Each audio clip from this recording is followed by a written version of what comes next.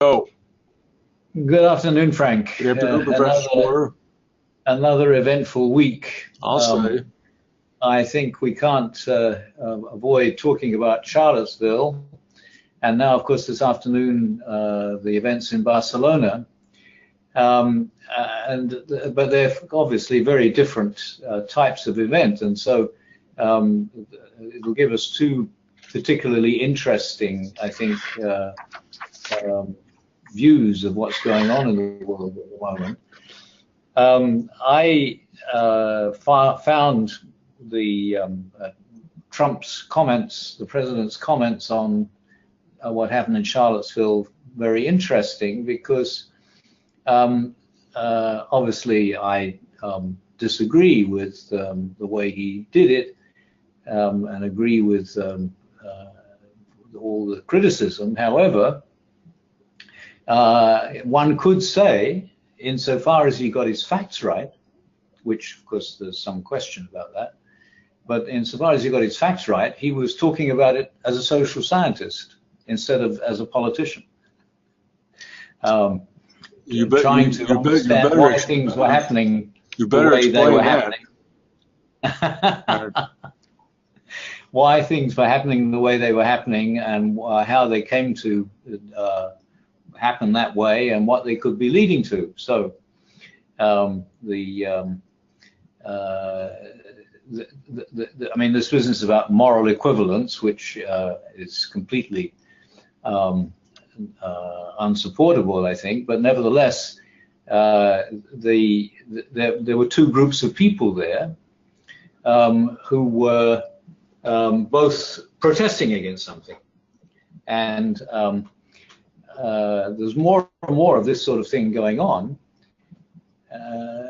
and of course there's going to be a lot more protests now, and a lot of people in different parts of the country are preparing for these protests. But what's interesting is to try to understand why people actually decide to go out and protest against something.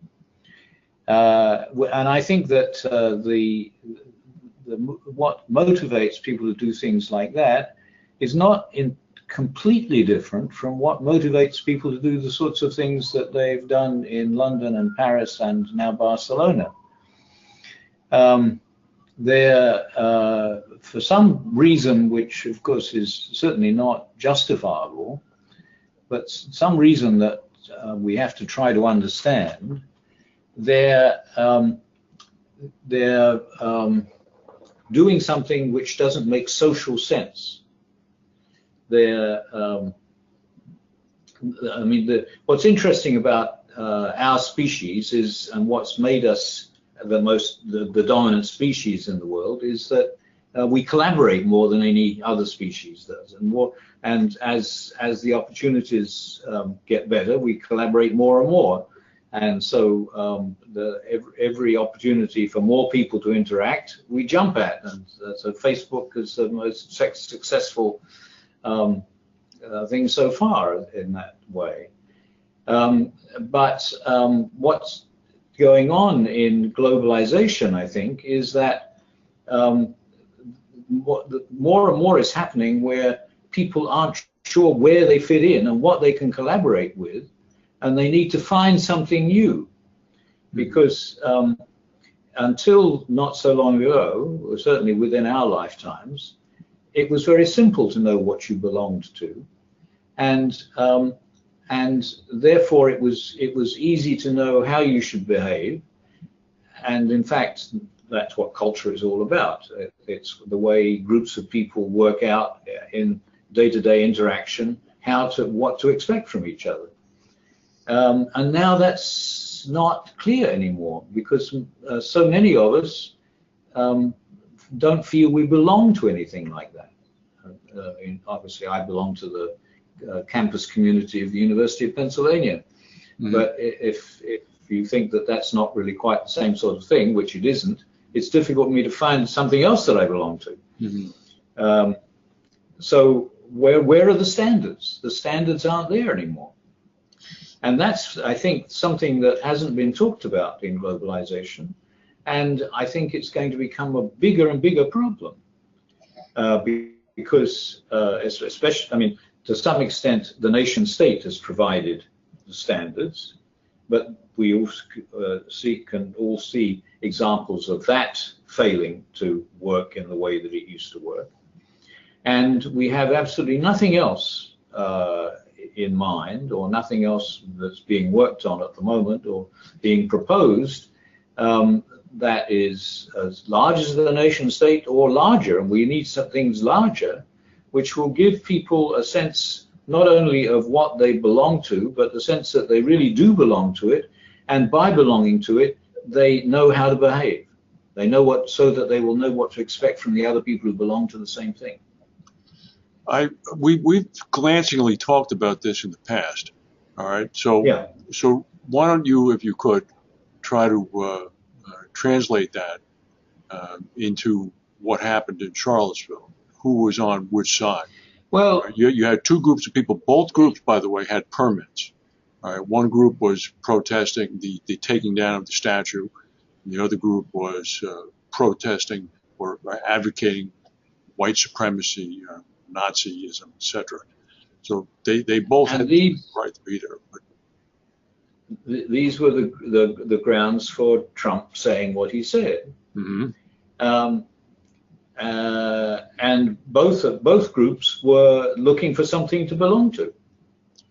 But neither was, well, one group was not paying attention to the fact that American society generally stood against what they were protesting. Just a second there. I mean, I can certainly understand whether it's a result of stereotypes or however I've been informed, how people, young, mainly unemployed white men, join white supremacist movements. I can understand that, looking for a place to quote unquote belong. I understand that. As I said, mainly through stereotypes that I've read.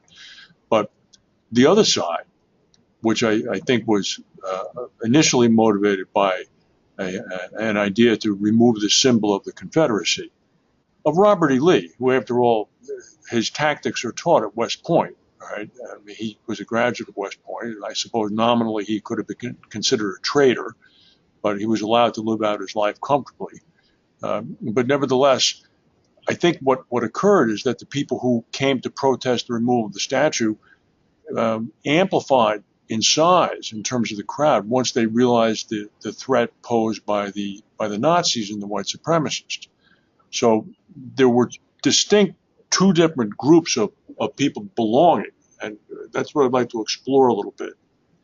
Oh yeah, but the problem is that one of the groups was belonging to a collection of smaller groups that had a history that was against what America as a whole stood for. Mm-hmm. And the other group was, in fact, questioning some of the things that America as a whole has stood for in the past, but not in, to begin with, not in the same sort of, what should I say, not so much at variance with the culture of the country as a whole. Mm-hmm. But each of them were seeking smaller identities of people where they would know, where they would understand everything that needed to be done.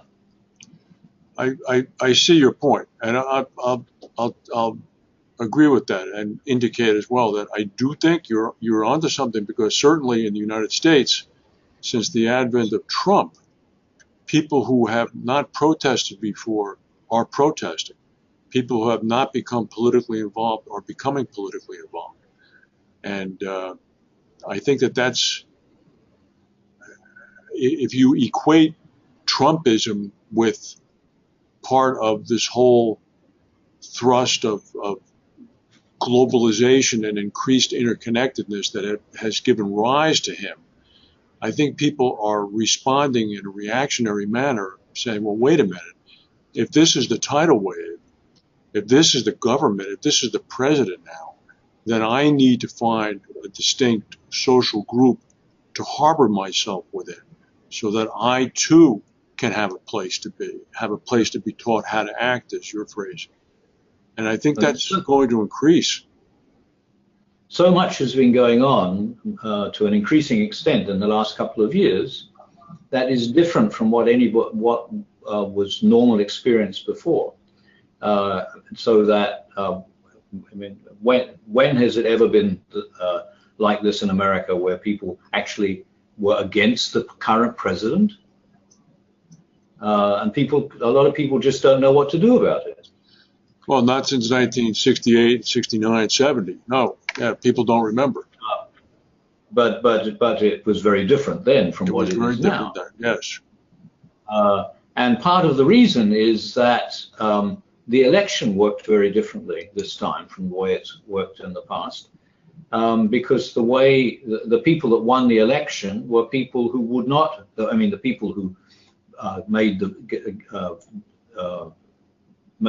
did the voting that won the election were people who would not have won the election before, which means that or people with views voting for reasons that would have not won the previous elections. Now, we don't really know whether there are people who voted this time who didn't vote before, or whether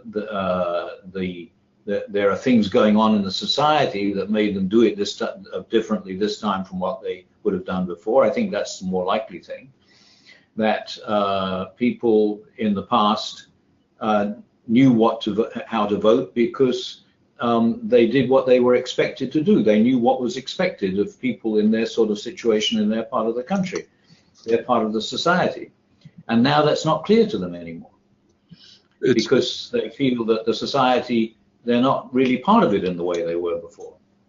Well, I think you're exactly correct, because I think that if you look at whatever the polling numbers mean, and God knows they may not mean much after last November, but of the 65 or 60% of the people that disapprove of Trump, those people are, I don't necessarily know if they're lost, but those people are adrift, and they need a safe harbor.